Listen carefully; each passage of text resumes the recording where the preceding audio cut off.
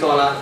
Lalu ketika 2 kali itu, maka ada sahabat-sahabat dari istri saya, pelajar-pelajar, ya akhwat-akhwat dari Indonesia yang belajar di Kairo nih, teman-teman istri saya. Dia pun tengah umroh, waktu itu kan umroh, Ramadan saya melamar. Lalu ada 5-6 akhwat itu datang ke hotel saya tempat menginap, menasihati saya. Ustaz, boleh tak kami mas bagi pandangan? Ahlan, saya temannya calon ya, istri Ustaz. Saya tadi dari sana, katanya Ustaz melamar, tak diterima lagi, ditolak. Iya. Oh kamu tahu? Iya. Boleh tak saya bagi pandangan? Ahlan. Mungkin karena antum datang sendiri, biasa tuh orang melamar bawa keluarga, bawa orang tua, apa semua, jadi dipercaya. Ya. Bagaimana saya tengok tuan hotel ini orang Banten asalnya kan di Mekah. Ada orang-orang Banten kan. Tuan yang mau punya hotel ini orang Banten. Ustaz kan orang Banten, cakaplah dengan tuan itu. Anggap saja wakil dari keluarga. Saya marah terus.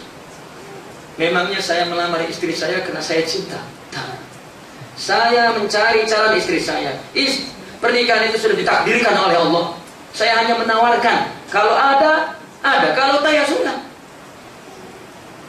Kalau yang ketiga ini saya ditolak, maka di antara kalian saya lamar. Karena saya tidak tahu calon istri saya siapa. Mungkin di antara kalian. Di antara kalian saya lamar. Sejak saat itu dia tak pernah jumpa saya lagi. Dalam hati saya kurang ajar bagi saya. Saya tahu, tapi saya tengah mengamalkan bahwa saya bukan kita tak tahu cara ini cara itu. Karena ketika itu saya sendiri jadi ingin menguji bahwa jodoh itu di tangan Allah, titik. Saya pun call dengan calon istri saya itu. Tanya istri saya sekarang di bawah. Kamu jangan kira saya cinta kepada kamu, padahal saya cinta. Saya hanya menawarkan ada jodoh tak? Kalau tidak ada, tak. Kalau orang tua kamu memang melarang, itu sebab saja. Tidak, jangan marah. Karena pada hakikatnya memang tidak ada jodoh. Allah. Saya cakap begitu. Padahal di Ka'bah saya berdoa ya Allah. Artinya saya ingin hati itu pasrah meskipun kita berusaha. Dan berusaha itu tak ada pasrah. Bukan kena kalau tidak. Nah.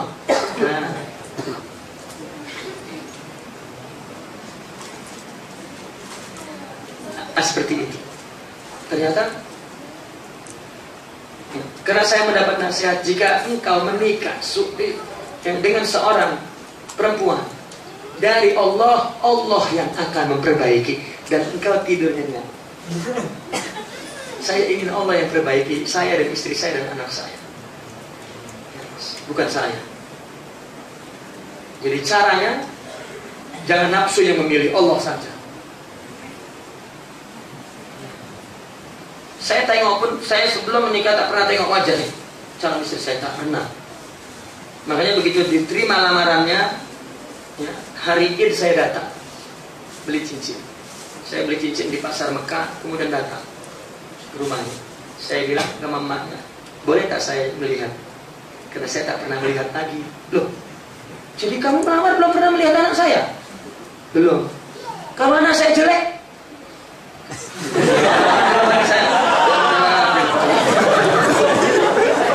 Jadi kalau anak saya jelek, kamu kembalikan lamarannya? Oh, tak. Ya, sekejap. Lama, mungkin dandan dulu lah.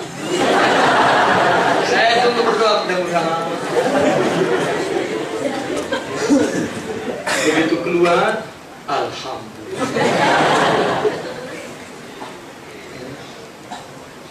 Nah itu, karena ingin pasrah, salah jalan itu sebetulnya. Karena Nabi fal yanzur ilaiha. Ya. Lihatlah dengan baik. Maka itu cara melamar. Cara melamar yang keempat, ya, orang tua atau salah satu keluarga menjodohkan anak perempuannya dengan orang yang iri dengan akhlak dan agama. Nah, nikah dengan dia. Kata orang tuanya, ya. Tapi tengok, ini salah satu, bukan satu-satunya. Ini pun orang tuanya yang tahu betul maslahat din dan dunia, bukan dunia belaka. Terkadang ada seorang gadis atau yang punya calon soleha, tapi orang tuanya menginginkan nikah dengan laki-laki lain, padahal laki-laki itu tidak soleh, toleh, rosa. Lalu kata anak perempuannya, demi ridho walidain, tak ada ridho di situ, tak ada. Hak nikah itu adalah hak kamu, hak kita, bukan hak orang tua. Yang menikah siapa? Tidak ada dalilnya nikah itu orang tua yang menikahi. Kalaupun ada salah satu melamar, bukan memilih. Terkadang orang, ya kan, bagaimana antara birrul walidain dengan, loh, birrul walidain adalah taat dengan perintah Allah, adapun nikah, kita yang menikah. Agama menyerahkan pilihan itu pada kita. Terkadang ada orang ya akhirnya cerai. Saya punya pengalaman sendiri. Saya datang ke Kairo ini karena dinikahi oleh orang tua. Bukan orang tua, abang saya punya urusan bisnis dengan orang. Tiba-tiba mau mengawinkan saya dengan anak dia. Lalu abang saya cakap kepada ayah saya agar ayah saya setuju. Saya dikata orang saya, iya setuju. Ayah saya mengiyakan karena supaya keluarga anaknya jangan bergaduh. Saya iya saja. Tapi saya tahu itu bukan dari ayah saya. Maka saya cakap kepada ayah saya melalui orang. Saya suruh, dia punya khadim, salam kepada ayah saya. Kalau pilihan ayah saya, matanya sebelah, kakinya sebelah, tangannya sebelah, wallahil azim war rasul, saya terima. Karena saya percaya ayah saya jika memilih terbaik. Tapi jangan yang lain. Lalu disampaikan oleh orang itu, ayah saya tahu bahwa itu pilihan abang saya, bukan pilihan dia. Akhirnya kata ayah saya, kamu, saya dulu nak minta belajar ke Kairo. Iya, cepat pergi ke Kairo. Jadi saya diusir ke Kairo sebetulnya, dipulang oleh orang tua. Tapi memang itu keinginan saya, ke Kairo. Cepat pergi ke Kairo. Nanti saya alasannya kamu masih mau belajar lagi. Nanti kalau dia, ya karena ada tradisi di keluarga saya, di orang Banten, lelaki dilamar oleh perempuan. Jika itu artinya keluarga ulama dilamar. Jadi abang saya semua dilamar oleh perempuan, oleh keluarga perempuan. Saya ingin mencari dan saya pikir kalau saya menikah saya mencari sendiri dengan keputusan saya dan kehendak saya.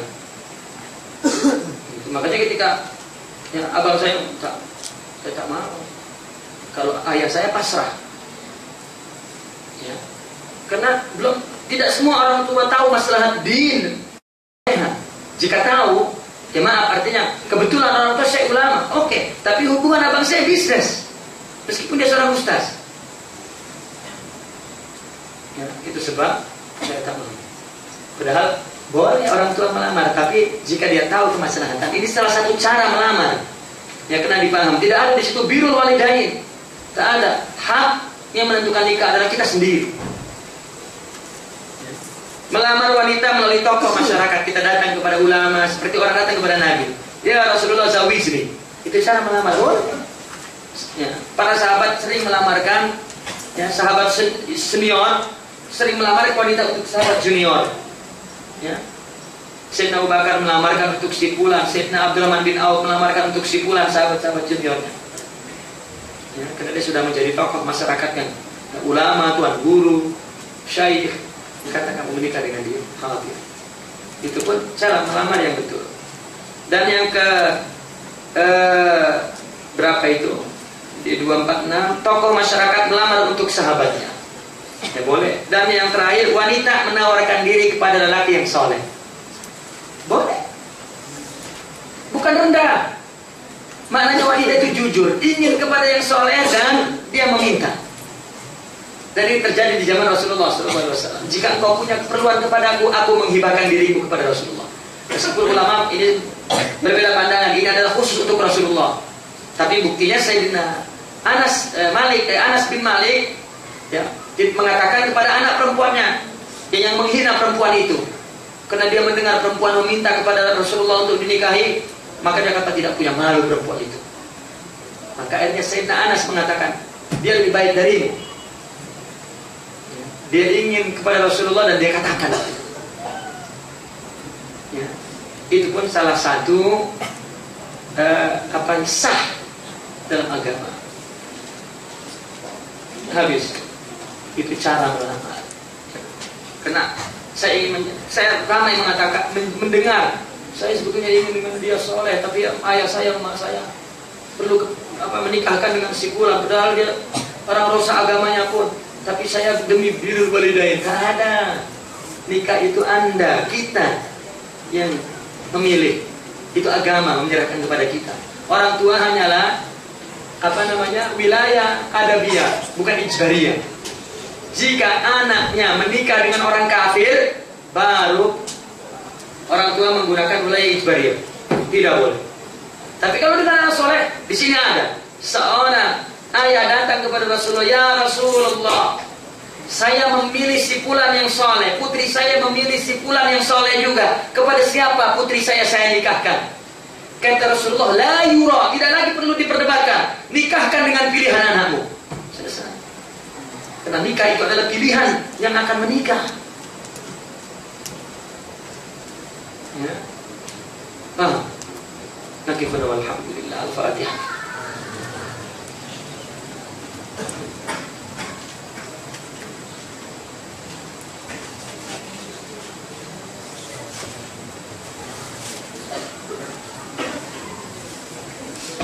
Bismillahirrahmanirrahim. Sebelum saya bacakan soalan yang melalui peta, ada yang secara live. Ada? Bangun. Ada soalan. Silakan.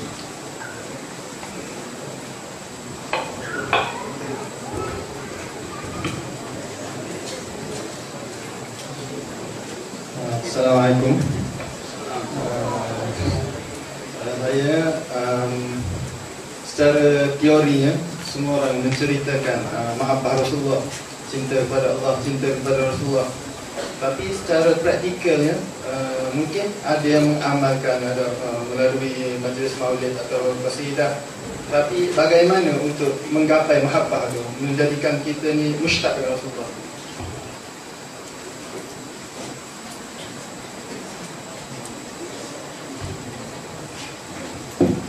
Ada dari akhwat katanya. Okey, kalau tak ada, okey, saya bacakan soalan yang dihantar. Assalamualaikum, bolehkah Syekh terangkan berkenaan sejarah dan pandangan ulama berkenaan nikah mut'ah? Okey, yang seterusnya, kita disarankan untuk memilih pasangan berdasarkan agama. Tetapi bagaimana membezakan pilihan itu memang kerana agama, tetapi bukan kerana kemegahan ilmunya. Bagaimana sebenarnya memilih agama itu? Takut-takut memilih hanya tertarik dengan kelebihannya dari sudut beragama.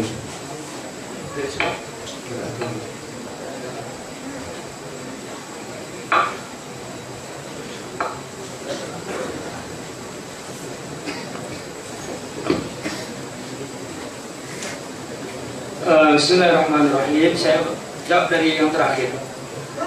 Memilih agama yang dimaksud fasbar bidzat din, satu. Hatta untuk laki-laki, untuk perempuan. Idza ja'akum man tardawna khuluquhu wa dinah. Ya. Sebetulnya yang dimaksud khuluq wa din, ya, adalah sama. Ketika laki-laki dikatakan tunkahul mar'ah li arba'in, li jamaliha wali maliha wali nasabiha wali diniha, fasfar bidzat din. Din di sini bukan sekedar muslim, ini untuk orang muslim, sudah muslim. Ya. Din punya dua pengertian. Ada secara ilmu din dan secara amal din. Dan amal ini adalah akhlak. Ya. Amal dan akhlak. Maka ketika laki-laki dipilih fastar bidzat din, lebih kepada akhlak. Lebih kepada akhlak din, akhlak agama, akhlak yang keluar dari akidahnya. Ya. ketika perempuan memilih laki-laki dina wa khuluq wa dina, maka akhlaknya dan ilmu agama.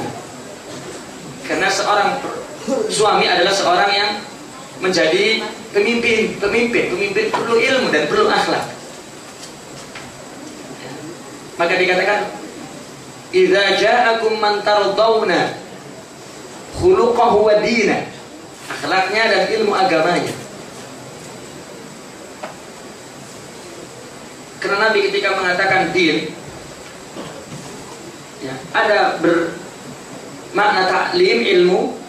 Ketika Jibril datang, ya, bertanya kepada Nabi, akhbirni anil Islam, akhbirni anil iman, akhbirni anil ihsan. Maka Nabi bertanya kepada Sayyidina Umar, atadri manis sa'il? Allah wa rasuluhu alam. Maka Rasulullah mengatakan, huwa Jibril ja'akum liyu'allim dinakum. Maka dilihat daripada dinnya, ini untuk mengajarkan agama kamu. Maka agama di situ adalah ibadahnya, akidahnya dan akhlaknya. Iya toh? Islam, iman, ihsan itu din. Liyu'allimakum ta'lim ilmu din. Maka ketika seorang perempuan, ya, disuruh menerima laki-laki yang akhlak dan din, ketika salah satu agama yang terpenting adalah akhlak disebut, maka yang lainnya adalah ilmunya. Ya, karena akhlak sudah barang tentu ibadahnya dan segala tauhidnya. Karena orang jika disebut akhlaknya, maka ibadah dan tauhidnya sudah oke. Karena akhlak keluar daripada tauhid. Akhlak adalah bagian Islam yang sempurna. Akhlak adalah realisasi iman. Itu akhlak. Kalau akhlaknya yang sudah disebut, berarti din bermakna ilmunya. Maka perempuan perlu kepada suami yang berakhlak dan berilmu agama. Tapi jika seorang laki-laki, ya, dikasih pilihan cantik, berharta dan berketurunan, maka yang keempat adalah din, akhlaknya. Ya. Kalau semuanya lagi oke, dia ilmunya juga, akhlaknya juga, masya Allah. Ya. Itu yang dimaksud din dan akhlak. Bagaimana kalau tadi pertanyaan perempuan, bagaimana? Itu dari apa? Tapi nampaknya macam dari akhwat pertanyaan. Ya. Membedakan antara apakah ilmunya, apakah din. Kalau ada ilmunya tidak ada akhlaknya, ya, tidak. Tapi akhlak ini juga akhlak. Ya, bukan akhlak berarti berkata baik. Bukan. Akhlak itu memenuhi hak Allah pada makhluk, itu akhlak. Akhlak itu adalah menghormati manusia berdasarkan Allah. Itu akhlak. Karena mungkin orang menghormati karena maslahat, ya, itu tidak berakhlak. Kita berakhlak ini adalah karena dia makhluk Allah, itu berakhlak. Maka takhallaqu bi akhlaqillah. Berakhlaklah dengan akhlak Allah. Coba, Rasulullah bersabda, "Innama bu'istu liutammim makarimal akhlak." Innama, ini adatul khasar. Bu'istu. Jadi Nabi ini diutus ke bumi semata-mata. Untuk apa? Untuk menyempurnakan budaya akhlak ini. Maka Allah bagi din, agama, li ajlil akhlak. Allah bagi akal untuk berakhlak. Allah bagi ilmu untuk berakhlak. Bukan berakhlak untuk beragama, beragama untuk berakhlak. Maka kenapa kami akhlak? Nabi diutus untuk akhlak. Adalah untuk melihat Allah kepada makhluknya. Sehingga dia memperlakukan orang, memperlakukan Allah pada hakikatnya. Ini akhlak yang sebenar. Jika tidak, maka dari mana sumber akhlak? Dari cinta. Coba, seorang gadis, seorang bujang, anak muda, orang tuanya mengenal dia, ini budak tak sabar, budak tak ada ridho, budak ini tak ada harapan, ya, tak ada rasa takut, tak ada rasa.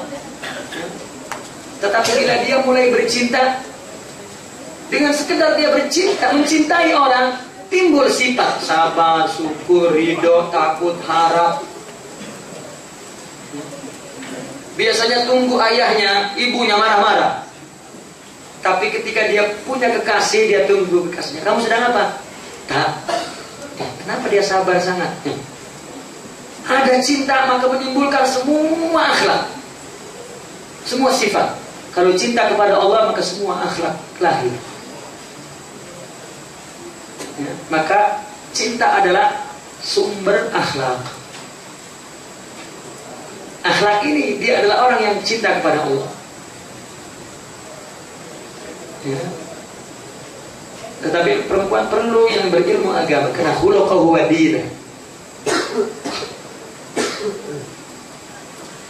Tapi mana dulu? Kalau dilihat dari segi takdim dalam penyebutan hadis, khuluq dan din berarti akhlak dulu. Ya. Tapi orang yang berakhlak yang tahu orang itu berakhlak. Ya, kalau tidak berakhlak, ya. Jangan dikira perempuan, laki-laki yang jika ada perempuan itu berakhlak. Nah, mungkin saja setelah menikah ternyata kejam, garang, panas baran, loh. Tapi nampaknya Masya Allah ya, jika ada perempuan. Tapi bila sudah jadi suami, wah keluar kata-kata yang entahlah ya, Fir'aun juga mungkin tak berkata begitu. Bukan itu akhlak, itu bukan. Maka itu sebabnya orang menikah kena ajak bincang. Gimana? Ya tadi kalau perlu tanya partinya, tanyalah partinya. Partinya apa deh? Apa?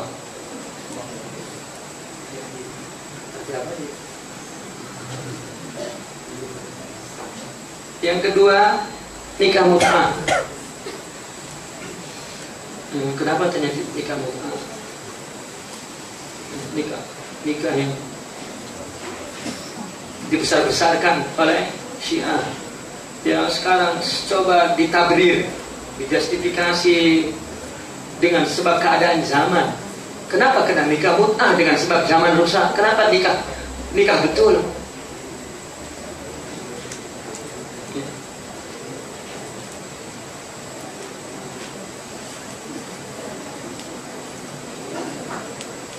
Karena masalah fikih, masalah yang sangat daqiq. Kita ambil kepada maslahatan yang sangat besar. Sehingga ulama mayoritas mengatakan bahwa nikah mut'ah adalah nikah yang terjadi pada zaman Rasulullah SAW, kemudian Rasulullah ya, di zaman Sayyidina Umar dan di zaman sahabat kemudian dihilangkan. Karena sahabatlah yang paham kepentingan dan kebaikan nikah mut'ah dan sekaligus bahayanya jika di luar daripada kepentingan ini. Maka kita itminan kepada ijma para sahabat, selesai. Kalau mau dibuka tentang fikih secara dakik, ya, akhirnya akan lahir alasan-alasan secara fikih yang boleh. Itu sebabnya ulama sekarang dengan zaman ini boleh. Ya. Begini, Imam Hanafi membolehkan wanita menikahi dirinya sendiri. Itu sebabnya kalau kita Syafi'i nikah kena ada wali. Kalau tak ada wali, zina mungkin akan diisukan zina. Ya, zina. Nah, kalau Imam Hanafi tak. Ya. Saya punya dato saudara bernama Tamir. Itu abang kepada Syekh Nawawi Tanara. Ya. Dia mungkin pindah mazhab namanya mazhab Maliki, mungkin Hanafi mungkin. Yang jika dia suka kepada perempuan, aku nak kau jadi istri saya. Boleh. Ada saksi 2 orang, saksi. Hatta kedua boleh, kenapa tak boleh? Jika wanita itu akilah, berakal. Sudah selesai. Boleh, itu menurut mazhab. Tapi kita kenapa? Kita Syafi'i sudah, tak boleh keluar dari itu. Seperti itu. Maka kita, kalau ada yang begitu, tak sah tuh, dia mengikut mazhab Hanafi. Maka saya punya dato itu istrinya ada di mana-mana. Di Cina ada, di Mekah ada, di Malaysia ada, di mana ada, semua ada anaknya. Oh, banyak. Artinya seorang pendai pindah sana, pindah sini. Sampai saya mendengar cerita orang-orang tua, katanya Syekh Tamim itu jika suka dengan perempuan, tengok perempuan suka, kamu mau tak jadi istri saya? Mau. Ya, terus saya nikahkan kamu, ya, saya terima nikahnya, selesai. Karena memang dalam mazhab itu boleh. Perempuan yang akilah boleh menikahkan diri sendiri. Artinya kalau bicara secara fikih, kena ada alasannya, kena ada apa. Nah sekarang untuk apa mut'ah? Ya. Antum orang yang bermadzhab Syafi'i dan masyarakat bermadzhab Syafi'i dan terhormat, tidak perlu mut'ah.